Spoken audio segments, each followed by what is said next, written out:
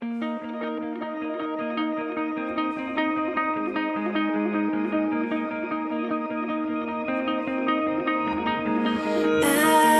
heard 1,000 stories of what they think you like, but I've heard the tender whisper of love in the dead of night, and you tell me that you're pleased and that I'm never alone.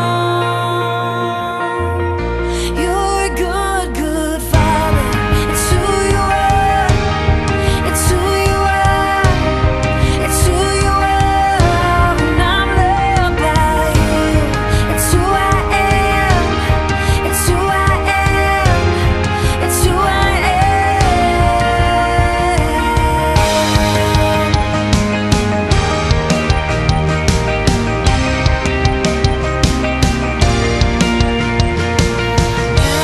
I've seen many searching for answers far and wide, but I know we're all searching for answers only you can provide, 'cause you know just what we need before we say a word. You're a good, good father. It's who you are.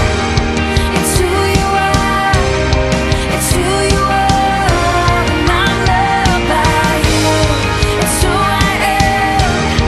It's who I am. It's who I am. You're a good, good father. And I'm loved by you. You are perfect in all of your ways. You are perfect in all of your ways. You are perfect in all of your ways to us. You're a good, good father. It's who you are. It's who you are. It's who you are. And I'm loved by you. It's who I am. It's who I am.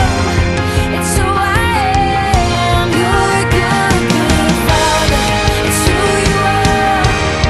It's who you are. It's who you are. And I'm loved by you.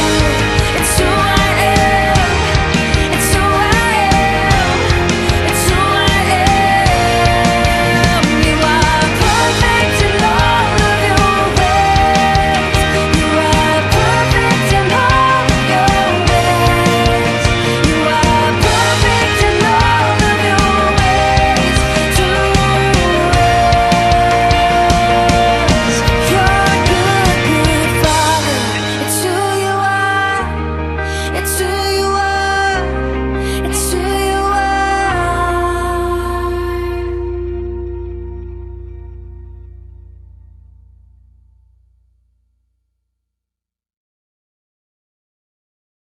Ladies and gentlemen, gape in amazement and awe as I attempt to tame this ferocious creature!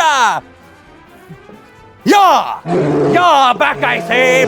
Back I say! You see, everyone, this is a dangerous situation to be in, but I am an expert! Yah! Yah! Yo!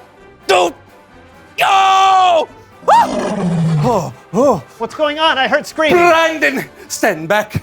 I am now trying to tame this ravenous beast! That's the ravenous beast? Aw, John, come on. It's just so cute. You can't not pet him. Hey, little boo. Whoa. Whoa. Brandon!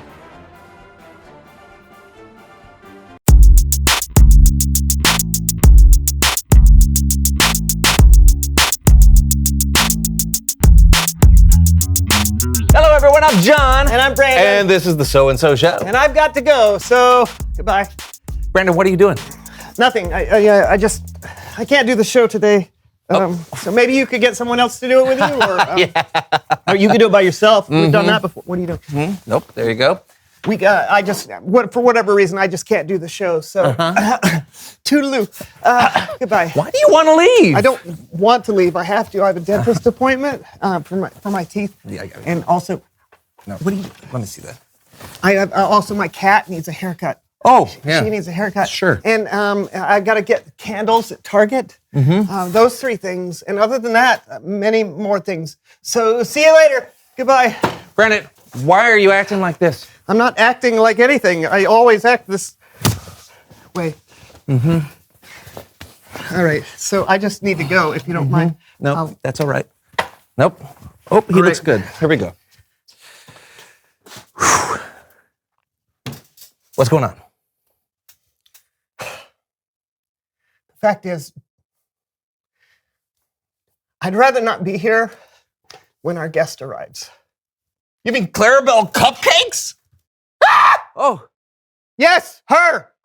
what's wrong with Clarabelle? What's wrong with Clarabelle Cupcakes? She's great. She's hilarious and kind, a friend to humans and animals alike. Plus, she made me this amazing balloon sword. Ah! I get it, but afraid of clowns. Why? Clowns aren't scary. They're friendly and give you free balloons. I know, I do. Stop. Sorry. There's something about them. I don't know if I'm worried that a balloon is going to pop or they're going to spray me in the face with their flour that's filled with water, or they're going to make a joke about me and everyone's going to laugh. I don't know. But it's all supposed to be fun. I know. It's probably just in my imagination, but I just can't help it. Okay. I understand. I gotta But go. there's nothing to be afraid of, okay? There's a lot to be afraid of. I will be here to support you. We will be here to support you. So put down the coat and the hat, go have a seat, and let's try to meet our guest. You ready? Fine. Please welcome someone who knows stuff.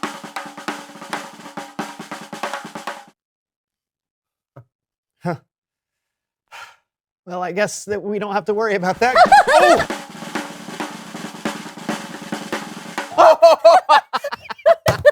That was a nice entrance. Yeah. Oh, hey, have a seat. Oh, this is great. So, who are you and what do you know?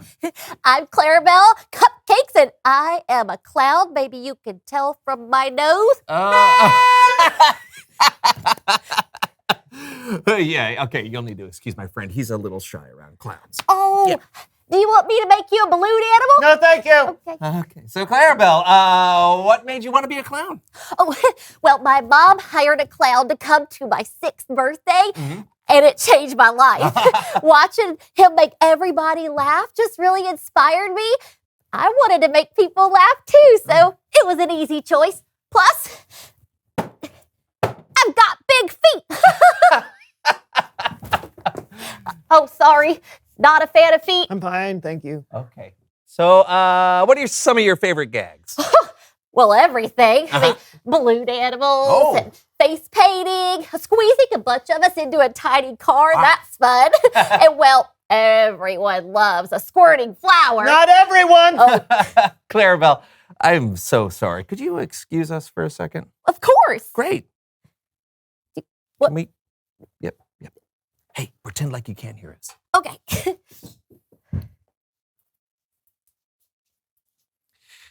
I get it.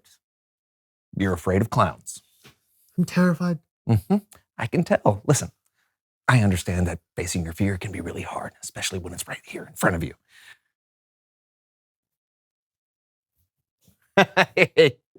But I need you to trust me right now.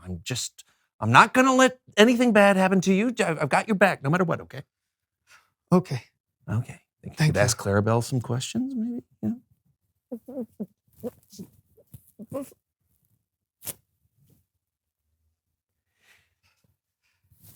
Yeah. I think I can do this. Okay, good. All right, here we go.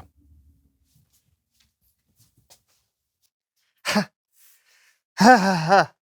So, Clarabelle. Yeah. What's your favorite part of being a clown? What's your I got it.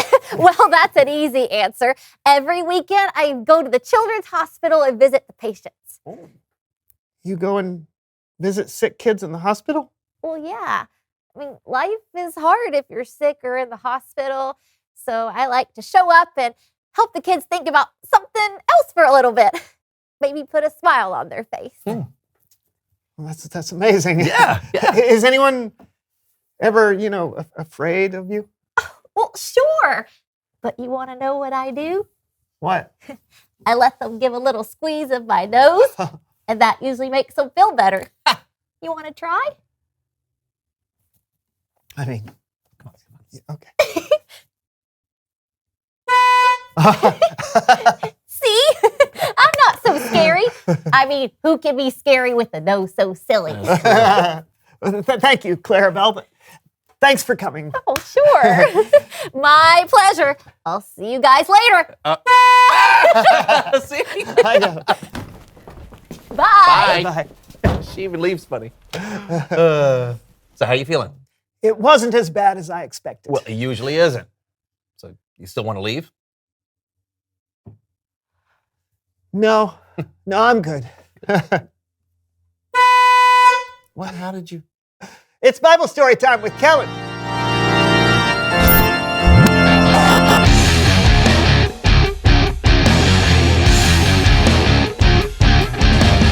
Hey guys, Hey, Kellen, how goes it?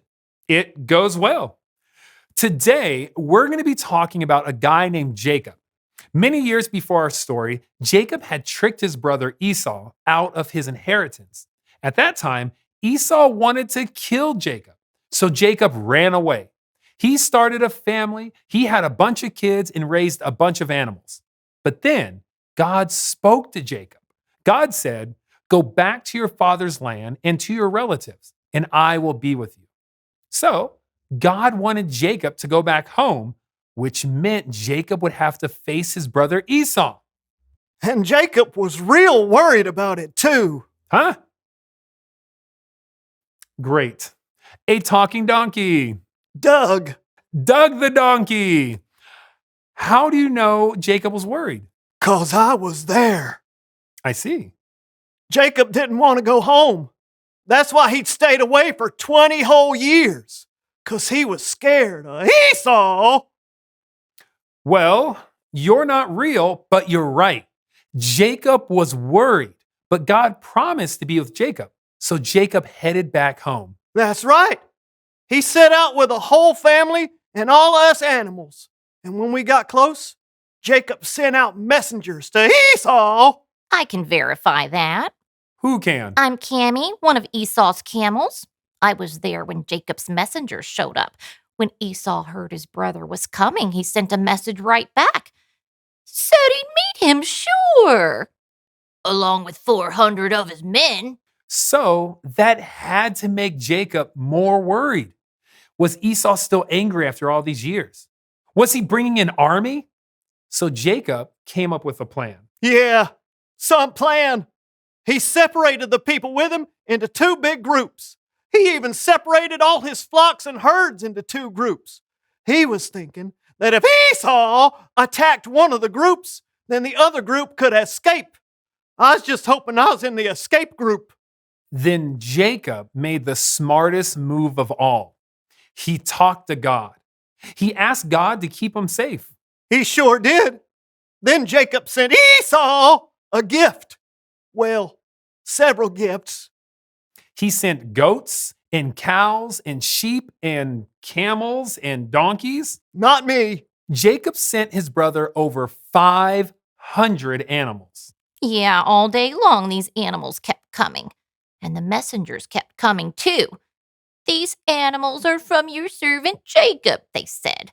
He's behind us, they said. What was Jacob thinking? That he could buy Esau's forgiveness? Well, he wanted to make peace with Esau. Esau already had camels. Okay.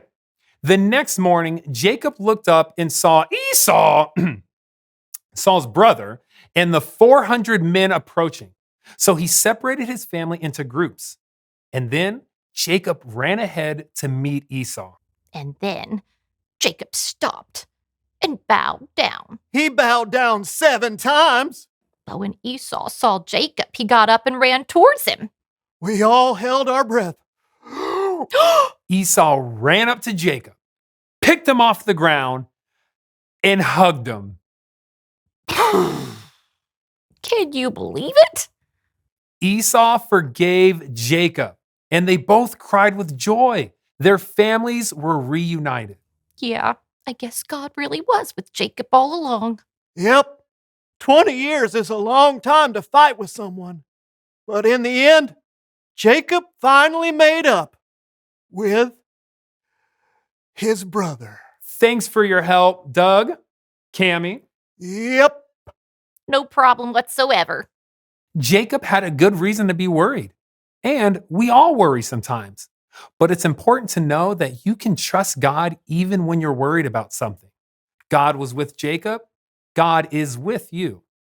So talk to God. Ask God for help. Tell God how you feel.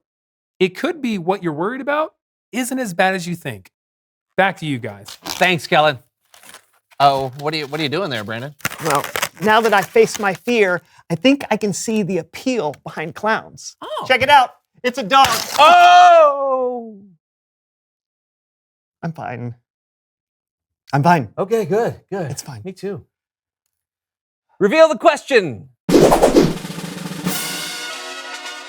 Oh, yeah, today's question is, what do people worry about? Oh, people worry about so many things. Yeah. Some people worry about money, or their health, or the weather. Yeah, some people worry about clowns or speaking in public or being in tight spaces. Oh, that's me, yes. Yeah. Well, whatever you worry about, remember, God is with you. That's right. And we'll see you next time on the So and So Show. Yeah, we will. Huh? What?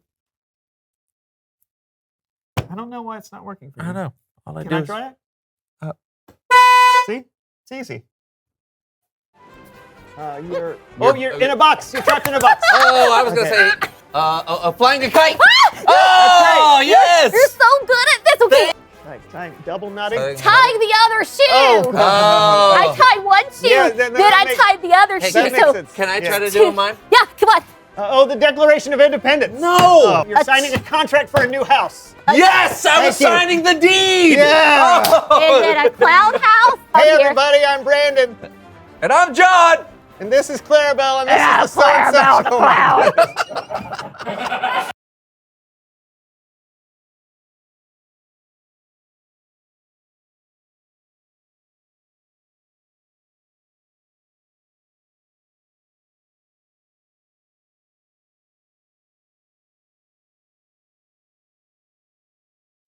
Welcome to Story Lab. This week, we're talking about trust, while we look at the story of a man who had a lot to worry about. Oh, and we're also going to be doing this.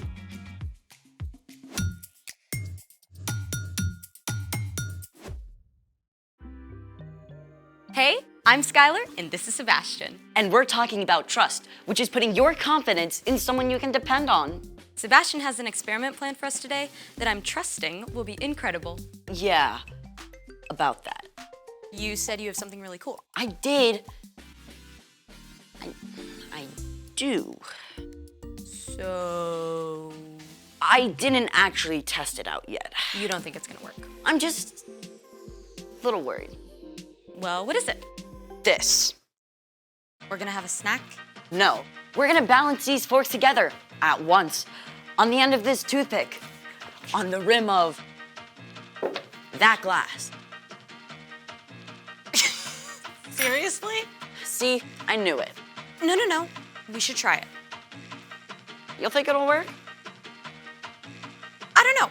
But just because you're worried doesn't mean we shouldn't try. Well then, let's make it. Step 1, interlock the tines of the fork. All right, what if we, did it. That wasn't so bad. Step 2, stick the toothpick through the middle of the fork. And yes. So far, so good. Step 3, balance the forks on the rim of the glass. And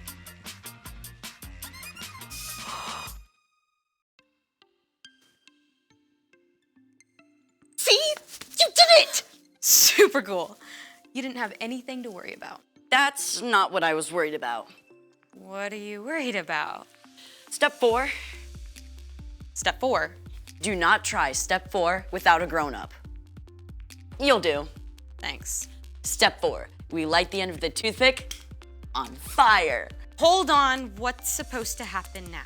We light the toothpick on fire, it burns down to the rim. The fork stays balanced. That's not possible. There would only be a tiny piece of toothpick still on the glass. See, now you're worried. Maybe a tiny bit. Are we doing this? You are doing this. Countdown, please.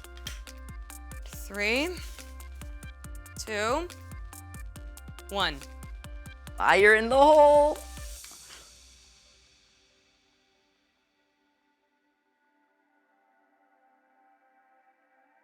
What? How is this happening? Hold on.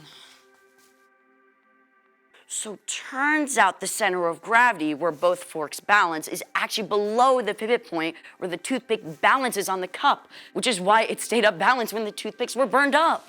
Incredible. I was right to trust you. Never had a doubt. Uh-huh. It's time for... The story before the story. Today, we're in the very first book of the Old Testament, Genesis. The incredible world God made was broken. But God had a plan to bless the whole world through one family, God chose Abraham, who had a son named Isaac. who had twin sons named Esau and Jacob. Jacob tricked his big brother out of his rights and blessing as the oldest. And Esau was so angry that Jacob ran away for more than 20 years, which is where our story starts. Take it away. Hey everyone, I'm Erica. Let's talk about Jacob and Esau. Things had been bad between these brothers their entire lives. So bad that Jacob stayed away for 20 whole years. Jacob had been living with his uncle Laban, and he had a big family of his own with lots of kids. But then, God spoke to him. Go back to your father's land and to your relatives. I will be with you. Now, if you were Jacob, you'd probably be feeling all kinds of things. First of all, you might be kind of excited about getting to go home after so long. But at the same time, when you last saw your brother Esau, he was so angry, he wanted to kill you. Is he still mad? Or has he cooled down? Maybe you can actually hang out and be friends, or not. Jacob set out with his whole family, and when he got close to home, he decided to play it safe. So, he sent a message to Esau. I don't want my brother to think I'm coming home to beg for help or anything, so tell him I've been staying with Laban and become wealthy. Now I hope I can please you. The messenger left and returned. We took your message to Esau, and now he's coming to meet you. With 400 men! Say what? 400 men does not sound like a welcoming party. 400 men sounds like an army. Jacob was worried. Jacob separated his family and his herds into two groups, figuring if Esau attacked one group, the other group could escape. But then he did something a little more helpful. He remembered to talk to God. Lord, you have been very kind and faithful to me. Please save me from the hand of my brother Esau. I'm afraid he'll come and attack me and my family, but you have said, I will surely give you success. I will make your children as many as the grains of sand on the seashore. Jacob held on to God's promises, and then he decided to show his good intentions by sending a little gift to Esau. Well, not so little. I need 220 goats, 220 sheep, 30 camels, 40 cows, 10 bulls, 30 donkeys. Now, you go ahead of me, and when you meet Esau, he'll ask, what's up with all these animals? And you say, they belong to your servant Jacob. They are a gift to you. Jacob is coming behind. On it. Me too. Ditto. The whole time, Jacob was thinking, all these gifts will give Esau time to cool down, and then maybe when he finally sees me, he'll welcome me. Jacob even sent his whole family ahead, across the river, figuring that Esau would not hurt them.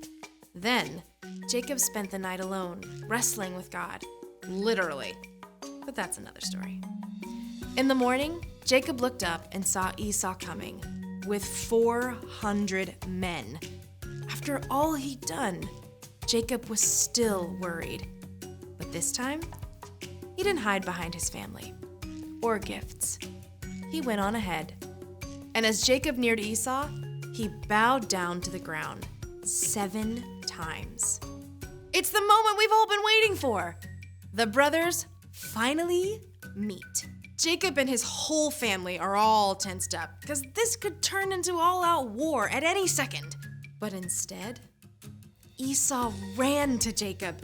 He hugged him and kissed him, and both brothers wept for joy. After all that time, their family was reunited. Esau asked, Who are all these people with you? They are the children God has so kindly given me. Why did you send all those herds I saw? I hoped I could do something to please you. I already have plenty, brother. Keep them. No, please, accept this gift. Seeing your face is like seeing the face of God.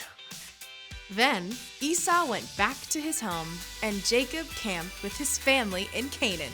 The end. Wow. Jacob was so worried, but what he was afraid of didn't happen. Kind of sounds a lot like me today. I mean, I spend time stressing about something and then it turns out okay. It's super easy to do that, but you can trust God with the little stuff and the big stuff too. Jesus did that. I mean, even when he knew he was going to be arrested, he talked to God about it. And then he trusted God to be with him through everything. That's right. You know, talking with God is a big part of trusting God. So, what's our part in this story? Well, maybe you're really worried about a big test. You can ask God to help you study and give you a clear mind. And then trust that you'll be okay, no matter how the test goes. Or your parents are going on a big trip, and you'll be staying with your grandma for a whole week. You can ask God to give you peace and trust that God will be with you the whole time. I was so worried all week figuring out a cool experiment to do. I kind of forgot to talk to God about it. I guess that really would have helped. For sure. I'll see you next time. Here's the thing. You can trust God even when you're worried. See how your experiment turned out? Brilliant. Next upon this toothpick, I shall balance myself. Hold this. You're actually doing this. Okay, thanks for joining us in the Story Lab. We'll see you next time.